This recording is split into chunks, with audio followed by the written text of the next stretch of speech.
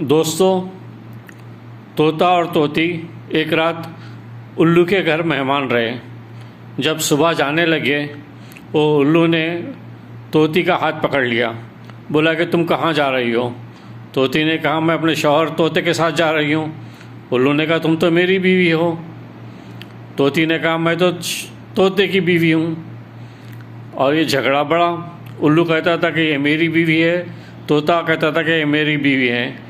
जब ये झगड़ा अदालत पहुंचा, तो अदालत ने, मुंसिफ ने जो है उल्लू के हक़ में फ़ैसला दिया। क्यों? किस्सा ये है, आपने तोता मैना की कहानी तो सुनी होगी। ये तोता तोती और उल्लू की कहानी है। तोता तोती एक शहर से गुज़र रहे थे। वो शहर को जब गुज़र रहे थे, तो तोती ने तोते से कहा, ये शहर कितना खौफनाक है, कितना वीरान है, जैसे लगता है कि बर्बाद है।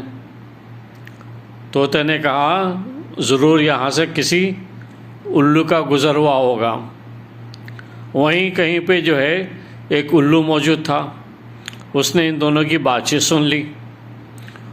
उल्लू जो है तोता तोती के पास पहुँचा और उनसे बोला कि जो है मैं उल्लू हूँ और आप लोगों से जो है रिक्वेस्ट है कि आप मेरे शहर से जो गुज़र रहे हैं, तो आप लोग मेरे यहाँ एक रात क़याम करें। वो इतनी आजिज़ी से और इतनी इंकिसारी से और इतनी मोहब्बत से कह रहा था कि तोता तोती राज़ी हो गए। दोनों ने वहाँ रात में डिनर किया, खाए पिए और वहाँ पर रात गुजारी। जब सुबह जाने लगे, तो उल्लू ने तोती का हाथ पकड़ लिया और कहा कि आप कहाँ जा रही हैं? आप तो मेरी बीवी हैं। तोती ने कहा, मैं तो तोते की बीवी हूँ। और झगड़ा शुरू हुआ यहाँ से। तोता कहता था कि ये मेरी बीवी है, उल्लू कहता था ये मेरी बीवी है। ये झगड़ा जो है अदालत पहुँचा। अदालत क्योंकि उल्लू के शहर में थी और उल्लू वहाँ लोगों को जानता था, वो एलिट क्लास से था, वो बहुत बड़े यानी पोजीशन पे था और उसका अच्छा खासा असर रसूख था, जबकि तोता और तोती वहाँ पे अजनबी थे। खैर, तो उल्लू ने जो है बहुत यानी दबाव लगाया और दबाव बढ़ाया और जजों को कॉम्प्रोमाइज़ किया, अदालत को कॉम्प्रोमाइज़ किया और फ़ैसला उल्लू के हक़ में आ गया। उल्लू ने जो है, तोती जो है उल्लू की बीवी डिक्लेयर कर दी गई और तोती को जो है उल्लू के हवाले कर दिया गया। तोता बड़ा रंजीदा हुआ, बड़ा इन्हें गमगीन हुआ, रोने लगा। तोती की याद में बहुत यानी उसको वो लग रहा था कि जो है वो कैसे जिएगा। तोती तो उससे उल्लू की हो गई और वो कैसे जो है ज़िंदगी गुजारेगा आगे। वो बहुत सोच सोच के जो है रो रहा था और इसी तरह उसने वक्त गुजारा और जाने के लिए, शहर से जाने के लिए तैयारी करने लगा। जब वो शहर से जाने लगा, तो उल्लू ने उसका हाथ पकड़ लिया। बोले कि कहाँ जा रहे हो? तो कहने लगा कि मैं अपने शहर जा रहा हूँ। उल्लू ने कहा कि अपनी तोती को साथ ले जाओ। तो तोता बड़ा परेशान हुआ कि इतने उससे केस लड़ा, सब कुछ हुआ और तोती को जो है जीत गया और अब मुझसे कह रहा है कि तोती को साथ ले जाऊं।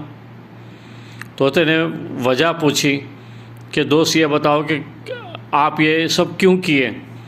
तो उल्लू ने कहा कि शहर हो या मुल्क हो, वो सिर्फ़ इसलिए बर्बाद होते हैं कि वहाँ से अदल व इंसाफ उठ जाता है। वहाँ पे अदालतें और जज जो है अदल व इंसाफ नहीं करते, न्याय नहीं करते, अन्याय होता है। जहाँ पर अदल व इंसाफ नहीं होता, न्याय नहीं होता है, वहाँ वो शहर और वो मुल्क बर्बाद हो जाते हैं। चाहे बाबरी मस्जिद का मामला हो या चाहे राम जन्मभूमि का, ये फ़ैसले तारीख़ में रक़म किए जाएंगे।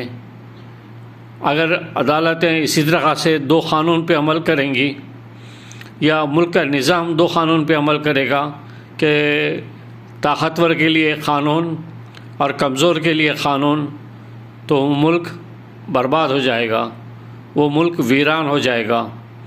तोते ने कहा कि मुल्क बर्बाद या वीरान इसलिए होते हैं कि वहाँ पे अदल व इंसाफ नहीं होता, वहाँ पे उल्लू के गुज़रने से वीरान नहीं होते, उल्लू के गुज़रने से बर्बाद नहीं होते।